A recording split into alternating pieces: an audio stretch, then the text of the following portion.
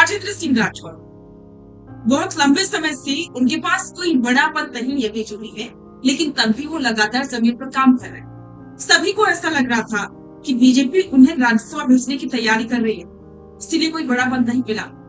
लेकिन जब बीजेपी ने अपने पत्ते खोले तो स्थिति ये सामने आई कि महिला वोटर्स को साधने के लिए बीजेपी ने अलका गुर्जर को चुन लिया और इसके साथ साथ जाट वोटर्स को साधने के लिए बीजेपी ने सतीश पूनिया पर दाव कर दिया। और राजेंद्र राठौड़ के लिए अभी स्थिति को स्पष्ट नहीं हो पाई, लेकिन अब राजेंद्र सिंह राठौड़ ने खुद इन तमाम सवालों के जवाब दिए और उन्होंने ऐसे खुलासे किए हैं जिसका इंतजार उनका हर समर्थक कर रहा है।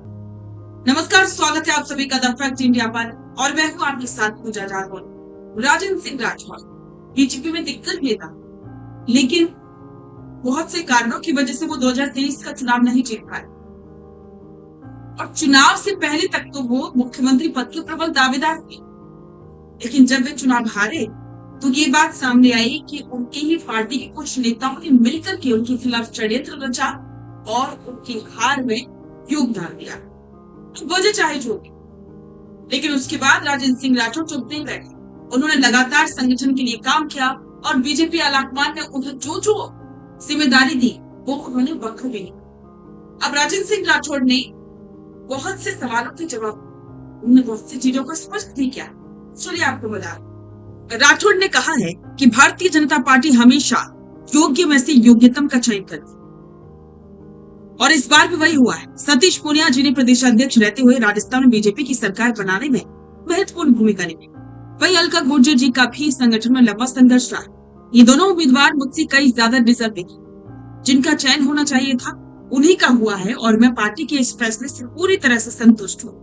राठौड़ का यह बयान सोशल मीडिया पर तेजी से वायरल हो रहा है और लोग उनके इस राजनीतिक बड़प्पन की तारीफ कर रहे हैं। सियासी गलियारों में पिछले काफी समय से ये चर्चा गर्व थी कि अगर राजेंद्र राठौड़ को राज्यसभा नहीं भेजा जा रहा है तो शायद उन्हें राजस्थान बीजेपी का अगला प्रदेशाध्यक्ष बनाया जा सकता है।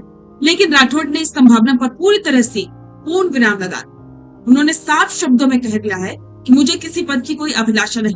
सच कहूं तो प्रदेशाध्यक्ष जैसे बड़े पद के लिए मैं भी स्वयं को उपयुक्त नहीं मानता। संगठनात्मक भूमिका जिस स्तर की सक्रियता और समर्पण मांगती है, उस प्रकार की भूमिका मेरे अपने जीवन में कभी नहीं निभी। राठौड़ के इस बयान ने राजनीतिक जानकारों को भी सोचने पर मजबूर कर दिया कि आखिरकार राजस्थान बीजेपी के भीतर आने वाले दिनों में क्या भूमिकाएं तय होने वाली। राजेंद्र राठौड़ की इस विनम्रता का एक और उदाहरण पश्चिम बंगाल के चुनावों में देखने को मिला। जब बंगाल में बीजेपी को ऐतिहासिक सफलता मिली तो वहां के नए मुख्यमंत्री शुभेंदु अधिकारी ने मंच से खुलेआम राजेंद्र राठौड़ के इलेक्शन मैनेजमेंट की तारीफ की थी और जीत का बड़ा श्रेय उन्हें दिया था। लेकिन जब राठौड़ से इस बारे में पूछा गया तो उन्होंने कहा कि बंगाल की जीत में उनका योगदान एक गिलहरी के योगदान से भी कम था। उन्होंने जीत का पूरा श्रेय प्रधानमंत्री नरेंद्र मोदी, गृह मंत्री अमित शाह और वहां के स्थानीय नेतृत्व को दे दिया।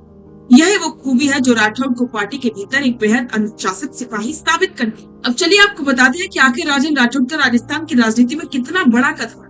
वो कोई आम नेता नहीं है, बल्कि पिछले 5 दशकों से राजस्थान की सियासत का एक मजबूत स्तंभ रहे। राठौड़ ने अपने सफर की शुरुआत 1978-79 में राजस्थान विश्वविद्यालय के छात्र संघ के अध्यक्ष के रूप में की थी। उन्होंने चूरू और तारानगर विधानसभा सीटों से लगातार 7 बार शानदार जीत हासिल की। वे 1993 से 1998 के बीच भैरव सिंह शेखावत सरकार में राज्य मंत्री रहे। पूर्व सीएम वसुंधरा राजे के दोनों कार्यकाल में वे कैबिनेट मंत्री के रूप में बेहद पावरफुल भूमिका में रहे। अप्रैल 2023 से दिसंबर 2023 तक उन्होंने विधानसभा में नेता प्रतिपक्ष के रूप में कांग्रेस सरकार को जमकर घेरा। हालांकि 2023 के विधानसभा चुनाव में तारानगर सीट से उन्हें एक अप्रत्याशित हार का सामना करना पड़ा। तो राजेंद्र राठौड़ को भले ही टिकट न मिला, लेकिन उनकी इस संयमित और अनुशासित प्रतिक्रिया ने पार्टी हाईकमान को एक बहुत बड़ा संदेश दिया है। उन्होंने दिखा दिया कि उनके लिए व्यक्ति से बड़ा संगठन है। लेकिन राजेंद्र सिंह राठौड़ ने ये बयान देकर कि मैं प्रदेशाध्यक्ष के काबिल नहीं हूँ, ये कहकर के एक और अटकल को जन्म दे दिया है कि क्या राजेंद्र सिंह राठौड़ को अब बीजेपी कोई और बड़ी जिम्मेदारी दे पा रही है। राजेंद्र सिंह राठौड़ ने ये भी बयान दिया कि मैं प्रदेशाध्यक्ष पद के लायक नहीं या अपने आप को लायक। ये बयान देकर के राठौड़ ने इस अटकल को भी जन्म दे दिया है कि क्या बीजेपी आलाकमान अब राजेंद्र राठौड़ को कोई और जिम्मेदारी देने की सोच रहा है। तो राजेंद्र सिंह राठौड़ किस भूमिका में नजर आएंगे ये तो आने वाला वक्त ही बताए, लेकिन इतना तय है कि राजेंद्र सिंह राठौड़ अब बहुत ही संयमित तरीके से, बहुत ही फूंक फूंक कर कदम रख रहे हैं, ताकि जब भी कोई बड़ी अपॉर्चुनिटी उन्हें मिले तो एक भी नेगेटिव पॉइंट उनका बीजेपी आलाकमान के सामने ना आ जाए।